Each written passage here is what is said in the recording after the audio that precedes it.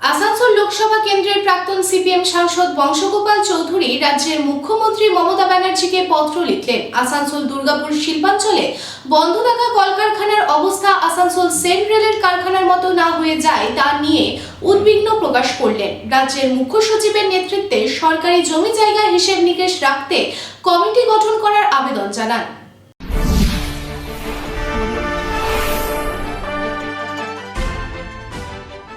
আসানসোল লোকসভা কেন্দ্রের প্রাক্তন সাংসদ বংশগোপাল চৌধুরী আসানসোল দুর্গাপুর শিল্পাঞ্চলের শিল্প নিয়ে তার সক্রিয়তা বজায় রেখেছেন। প্রাক্তন মন্ত্রী এবং প্রাক্তন সাংসদ বংশগোপাল চৌধুরী পশ্চিমবঙ্গের মুখ্যমন্ত্রী মমতা বন্দ্যোপাধ্যায়কে একটি চিঠি লিখে দুর্গাপুর এমএএমসি কারখানা এবং আসানসোল রূপনারায়ণপুরের হিন্দুস্তান কেবলস লিমিটেড অর্থাৎ HCL সম্পর্কে হস্তক্ষেপের দাবি জানিয়েছেন। এই দুটি কারখানার সংস্কারের জন্য সক্রিয়তা বৃদ্ধির আবেদন করা হয়েছে। প্রাক্তন সাংসদ বংশগোপাল চৌধুরী আশঙ্কা প্রকাশ করেছেন যে এমএএমসি এবং HCL এর অবস্থা সেনারেল কারখানার মতো হয়ে যেতে পারে। সেনারেল কারখানা থেকে কেবল মেশিনগুলি লুট করা হয়নি, বরং জমিটিও অবৈধভাবে দখল করা হয়েছে।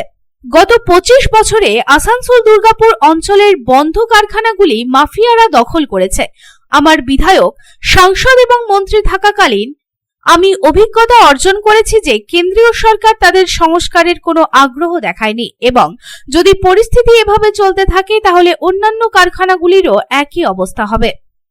বংশগোপাল চৌধুরী মুখ্যমন্ত্রীকে একটি চিঠি লিখেছেন এবং এই এলাকার সরকারি জমি রক্ষার জন্য মুখ্য সচিবের নেতৃত্বে একটি কমিটি গঠনের জন্য আবেদন করেছেন। এই কমিটি এই এলাকার বন্ধ কারখানা এবং অন্যান্য সরকারি জমির হিসাব রাখবে যাতে জমিগুলি সুরক্ষিত রাখা যায়। প্রাক্তন সিপিএম সাংসদ বংশগোপাল চৌধুরী পশ্চিমবঙ্গের মুখ্যমন্ত্রী মমতা বন্দ্যোপাধ্যায়ের প্রশংসা করে বলেন, মুখ্যমন্ত্রীর কঠোর সতর্কীকরণ এবং নির্দেশের পর আসানসোল দুর্গাপুরের জমি মাফিয়াদের গ্রেফতার করা হয়েছে।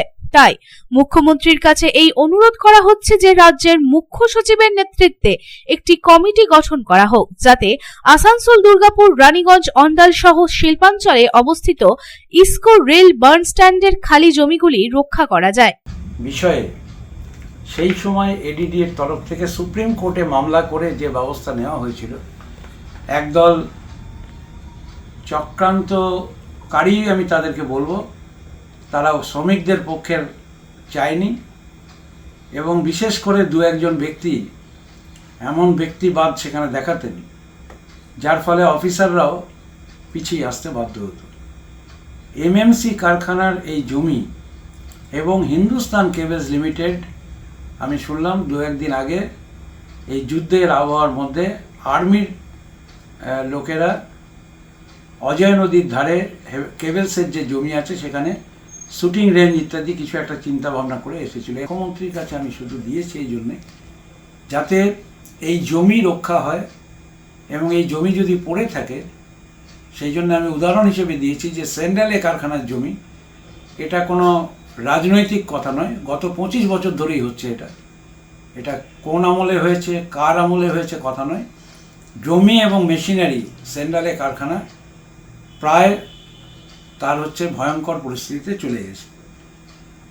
আমি ওনাকে যেটা অনুরোধ করেছি, এর বাইরেও আসানসোল দুর্গাপুর এলাকায় কয়লা শিল্প, চিত্তরঞ্জন লোকোমোটিভ, এগুলো সবই চিফ সেক্রেটারি মিটিং ডাকলে সেটা ওই সংস্থার হেডরা তারা যোগাযোগ রাখেন আর জেলাতে ডিস্ট্রিক্ট ম্যাজিস্ট্রেট রাখেন। সেই জন্যে চিফ সেক্রেটারিকে চেয়ারম্যান করে এই জমি বাঁচিয়ে কারখানা গড়ে তোলার যে একটা প্রশস্ত ব্যবস্থা হয়েছে, Raniganj refractory, Lalkuti Burn refractory, অন্ডালের বিশাল সম্পত্তি, অনেকে জানে না, বিরাট জমি অন্ডালের রেল লাইনের পাশে পড়ে আছে। একসময় ওখানে একটা ওয়াগনের কারখানার কথা হয়েছিল। দুর্গাপুরে একটা বিশাল জমি পড়ে আছে বার্নসের, এবং ইসকোর কাছেই বার্নসের যে বড় জমি, যেটা এখন শোনা যাচ্ছে এটা বাইরের কথা যে ইসকো ব্যবহার করতে চাইছে বা কিছু, যাই হোক সেটা ইসকোর আধুনিকীকরণ নিশ্চয়ই দরকার, কিন্তু দুর্গাপুরের আধুনিকীকরণ হচ্ছে না। দুর্গাপুরের স্টিল প্ল্যান্টকে রাজ্য সরকার এবং স্টিল প্ল্যান্টের যুক্ত সভা করে যদি এই কাজ চালু না হয়, আমি গত 15 বছর থেকে জানি মডার্নাইজেশনের যে কাজ দুর্গাপুর স্টিল প্ল্যান্টে সেটা হওয়ার কথাই আছে, কিন্তু কোনোভাবেই কাজটা চালু হচ্ছে না। বার্নপুরের কাজ কিন্তু অনেকটা এগোচ্ছে। এই সবটার জন্য চিফ সেক্রেটারিকে চেয়ারম্যান করে একটা কমিটি করার কথা আমি মাননীয় মুখ্যমন্ত্রীকে অনুরোধ করেছি, যে তাহলে অন্তত এই জমিগুলোর সম্পর্কে একটা হদিশ থাকবে। আর না হলে এখানে যেভাবে মাননীয় মুখ্যমন্ত্রীর নির্দেশের পরেই জমি মাফিয়া গ্রেপ্তার হয়েছে, দুর্গাপুর এলাকায় হয়েছে, এয়ারপোর্ট এলাকায় হয়েছে, অন্ডাল এলাকায় হয়েছে, এখানে রেলের অনেক জমি আছে, ইস্কোর জমি আছে, বেদখল বহু আছে। এই জন্য চিফ সেক্রেটারিকে চেয়ারম্যান করে একটা কমিটি গঠন করে অন্তত এর একটা প্রাথমিক হিসাব নিকাশ করার জন্য আমি একটা অনুরোধ করেছি। সঞ্জয় ভান্ডারীর সাথে বিপ্লব বাদ্যকরের রিপোর্ট, পাবলিক টাইমস।